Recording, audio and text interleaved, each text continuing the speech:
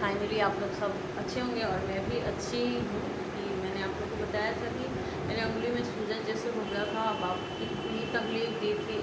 और आप लोग भी के साथ अगर ऐसा होता है तो आप लोग इग्नोर नहीं करें। आप लोग को लगे कि नाखून की वजह से देखिए अगल बगल मेरे क्या हाल हो गया है, जब फूल जाए तो आप उसे इग्नोर ना करें। आप लोग को लगना चाहिए कि ऐसा हो तो उसे जल्द से जल्द ट्रीटमेंट ले ले तो बेहतर है। क्योंकि मेरे भी कुछ ऐसे ही हुआ था, नाखून के अगल बगल फूल गया था तो मुझे लगा कि ये नॉर्मल सा होगा कुछ, बट 3 सप्ताह हो गए जब तो मुझे इसकी दर्द धीरे धीरे हाथ तक यहाँ तक जाने लगी थी और इतनी दर्द हो रही थी।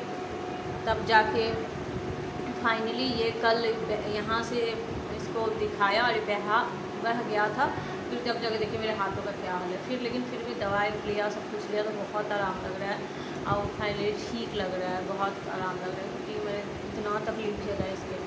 तो आप लोग भी इसे इग्नोर ना करें। अगर आप लोग के साथ अगर ऐसा किसी के साथ ऐसा भगवान करे ना हो, अगर दिखे जो उंगली में कुछ सूजन टाइप लग रहा है तो उसे इग्नोर ना करें, जल्द से जल्द दिखवा लें।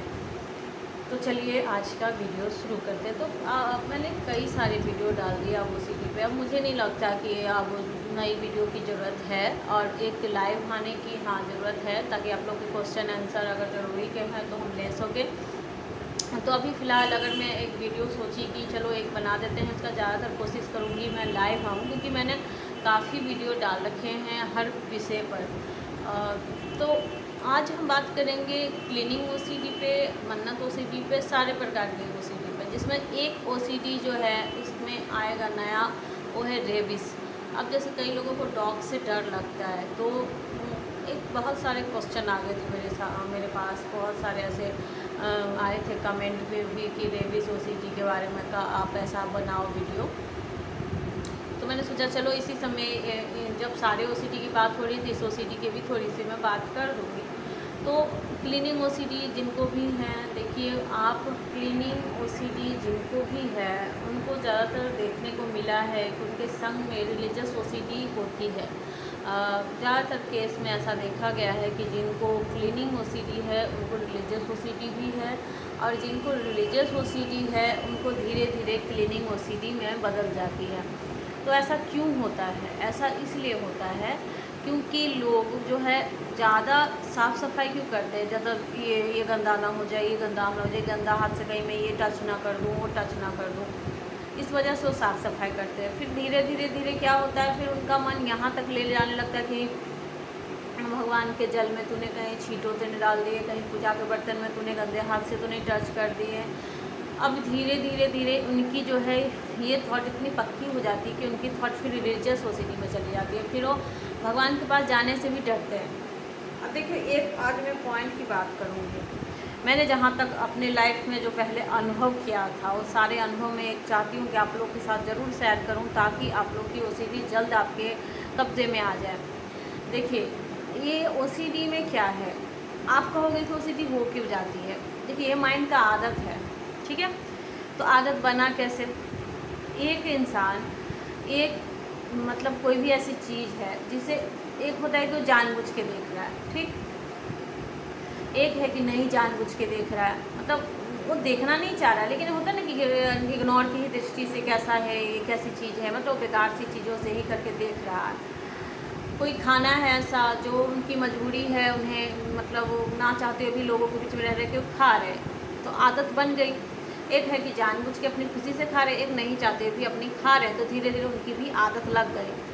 तो सेम ये OCD की बात है कि जब आप जिस चीज़ से मतलब हाथ धोने का जो मैटर है, वो आप एक होता है कि जानबूझ के आदत लगा लेते हैं कि हाथ धोना है भाई, एक होती है कि नहीं चाहते हुए, मतलब उनको लगता है कि गंदगी है, मतलब उनका माइंड हरदम उनको डराता रहता है कि तुमको लग जाएगी, इससे अच्छा तुम हाथ धो लो, इससे अच्छा आप हाथ धो लो।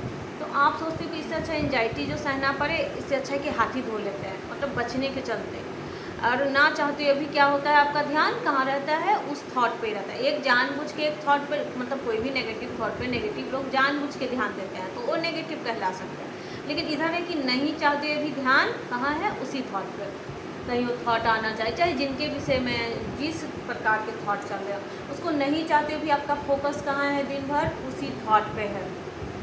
तो आप जब भी उस थॉट को ज़्यादा इम्पॉर्टेंट दोगे, किसी न किसी तरह से अगर उस थॉट पे बार बार फोकस जा रहा है, फीलिंग बनी हुई है, तब जाके वो एक आदत सा लग जाता है उस थॉट को सोचने का, फिर कंपल्सन करने का। तो उसमें फिर एक होगी यहाँ पे क्या हो रही है, ओसीडी क्यों कहलाई है, क्योंकि ये ज़बरदस्ती हो रही है। अब वो नहीं चाहते हुए फोकस करते करते करते करते उनका माइंड को लग गया कि इम्पॉर्टेंट है, तो इसे ये चीज़ करवाते हैं। अब आपका माइंड इतना जिद्दी स्वभाव का होगा कि वो जो भी थॉट को आपने ज़्यादा फोकस किया है वो काम करवाने के लिए आपको ही परेशान करेगा।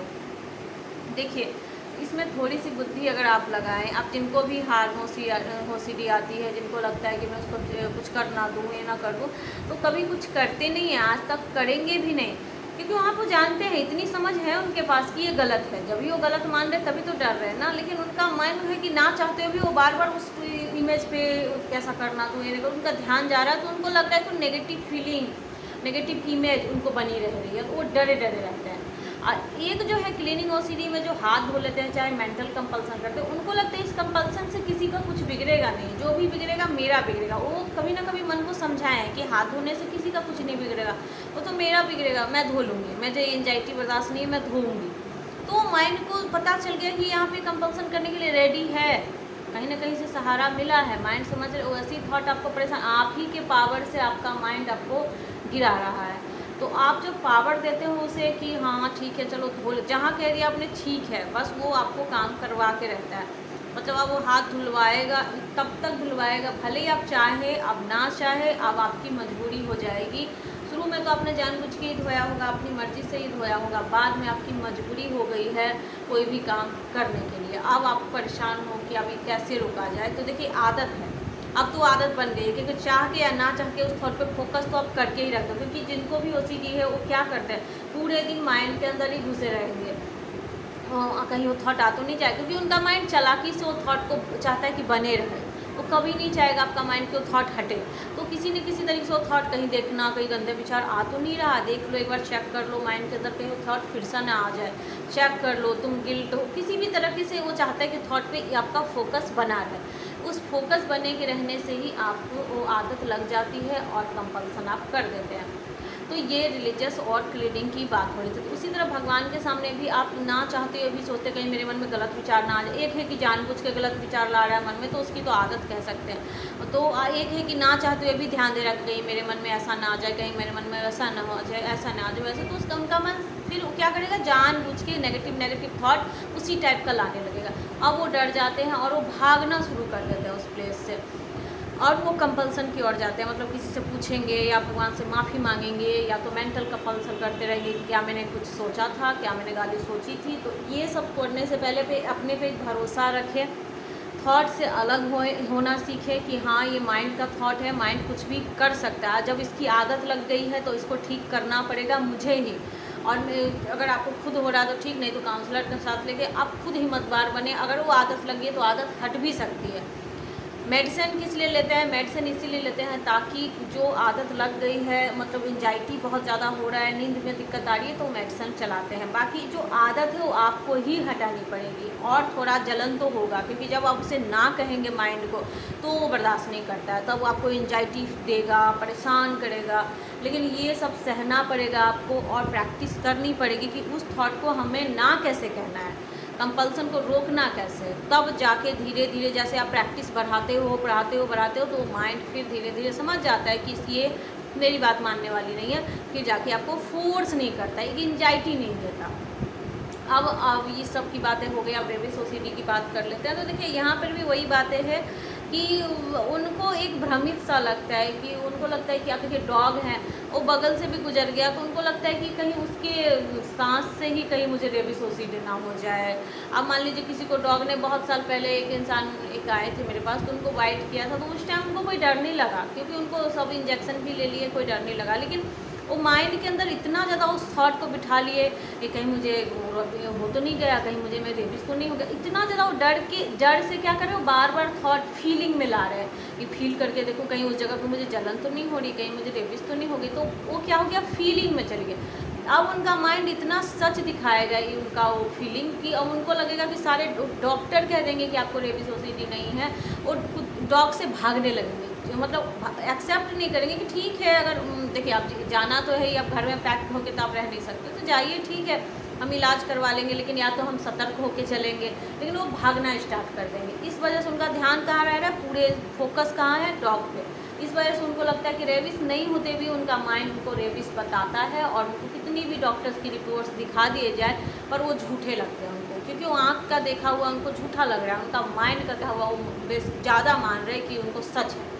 अब उनका जो है ये परेशानी में बदल गई। एक इंसान तो इससे पहले कुछ कोई आए थे तो बोले कि मैं कितनी बार, नहीं भी रेबिस ओसीडी मुझे है नहीं, बट मैंने कितनी बार इंजेक्शन ले लिया।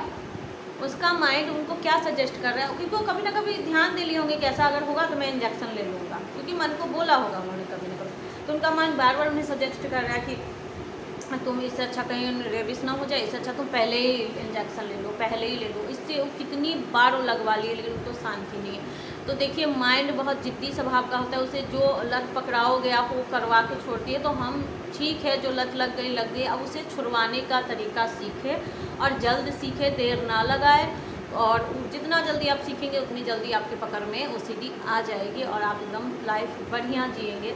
तब तक के लिए अब जो वीडियो है, मैं आई होप कि मैं बहुत अच्छे से बारीकी से समझा रही हूँ, आई होप कि मेरी बात को आप समझोगे और अपनी लाइफ में उतारोगे भी, और कल को मेरे को कमेंट में आप लिखोगे भी कि हाँ मैंने किया और मुझे अच्छा लगा और मेरी ओसीडी मेरी पकड़ में आ गई। अगर आपको नहीं आएगी, देखिए क्योंकि नहीं आएगी, क्योंकि आप खुद ही प्रैक्टिस करेंगे माइंड के अंदर, तो माइंड के अंदर ऑलरेडी ओसीडी बैठा हुआ है, तो वो प्रैक्टिस करने नहीं देगा। तो आप एक काउंसलर का साथ ले लें, अगर सक्षम है तो ले लें और प्रैक्टिस करें, हिम्मत दिखाएं, आप ज़रूर बेहतर हो जाएंगे।